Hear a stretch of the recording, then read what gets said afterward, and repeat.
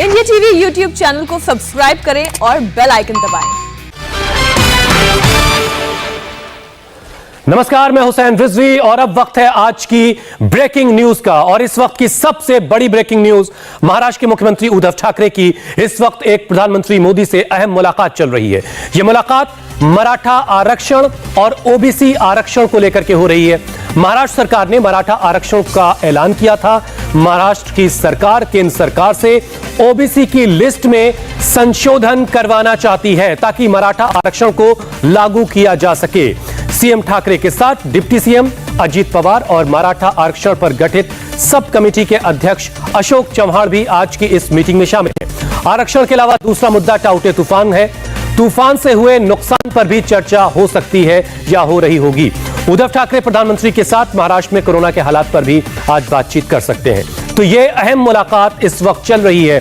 PM आवास में प्रधानमंत्री से उद्धव ठाकरे मुलाकात कर रहे हैं। हमारे संवाददाता आनंद प्रकाश पांडे इस पर हमारे साथ जुड़ चुके हैं और ज्यादा डिटेल के साथ। आनंद, ये मुलाकात अब भी चल रही है, कितनी देर में इस मुलाकात के खत्म होने की खबर आएगी?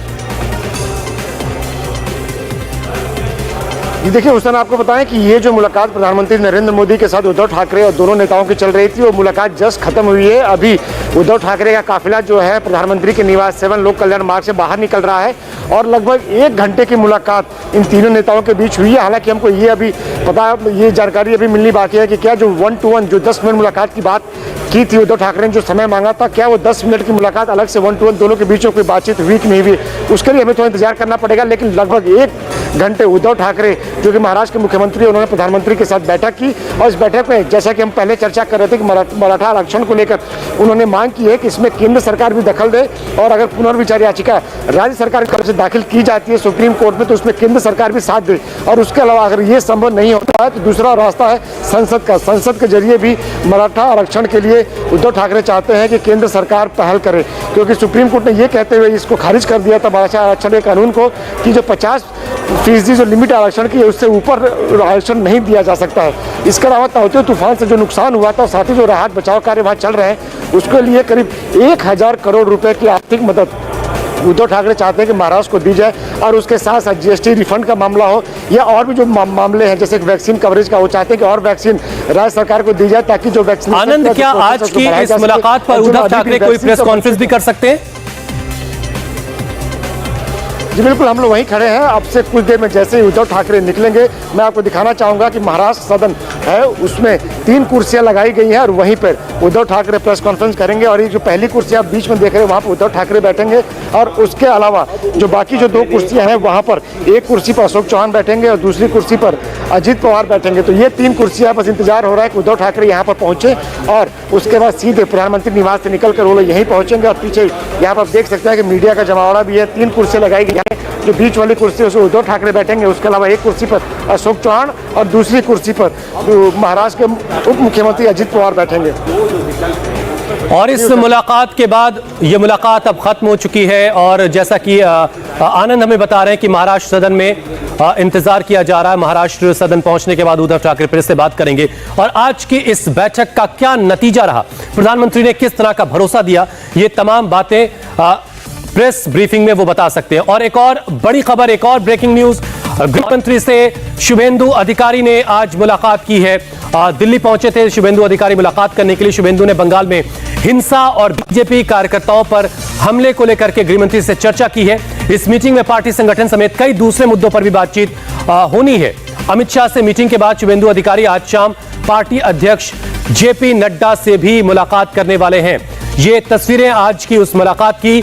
शुभेंदु अधिकारी ने आज दिल्ली में मुलाकात की गृहमंत्री अमित शाह से और बंगाल में जो चुनाव के बाद जो हिंसा हुई, जो बीजेपी कार्यकर्ताओं के साथ जिस तरह की हिंसा की गई है, उसको लेकर के शुभेंदु अधिकारी ने यह मुलाकात की है। और भी कई मुद्दों पर बातचीत हुई है और उससे जुड़ी ये पहली तस्वीर इस वक्त आपके टेलीविजन स्क्रीन पर सबसे पहले आप इस वक्त इंडिया टीवी पर देख पा रहे हैं। पवन, आज की इस बैठक में क्या क्या खास बातें हुई और किस तरह का भरोसा और आगे की रणनीति के बारे में अमित शाह की तरफ से क्या कुछ कहा गया, शुभेंदु अधिकारी से कुछ जानकारी मिल पा रही है आपको? जी हुसैन, आपको बता दें कि ये जो मुलाकात हो रही है ये केंद्रीय नेतृत्व के बुलावे पर सुवेंदु अधिकारी दिल्ली पहुंचे हैं और इसी मुलाकात के सिलसिले में वो आज गृह मंत्री अमित शाह से मिले हैं और शाम को पार्टी के राष्ट्रीय अध्यक्ष जेपी नड्डा से मुलाकात करने वाले हैं। कुल मिलाकर देखा जाए तो जिस तरीके से केंद्रीय नेतृत्व ने उन्हें बुलावा भेजा था, माना यह जा रहा है कि सुवेंदु अधिकारी ने जिस तरीके से ममता बनर्जी को हराया है और जिस तरीके से उन्हें नेता प्रतिपक्ष बनाया गया है, सुवेंदु अधिकारी का कद बढ़ा है और संगठनात्मक तौर पर पश्चिम बंगाल संगठन में बदलाव होने की संभावना जताई जा रही है और इन्हीं संभावनाओं पर चर्चा करने के लिए सुवेंदु अधिकारी को बुलाया गया है।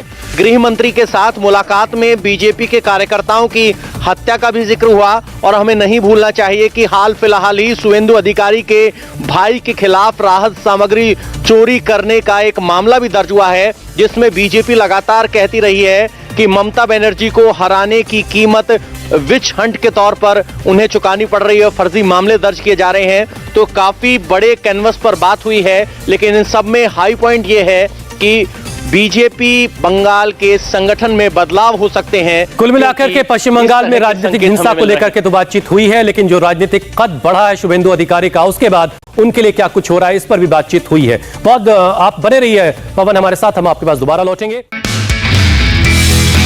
नमस्ते, मैं हूं मीनाक्षी जोशी। वीडियो और खबरों से अपडेट रहने के लिए India TV YouTube channel subscribe करें, बेल आइकन दबाना ना भूलें। जुड़े रहें इंडिया टीवी के साथ।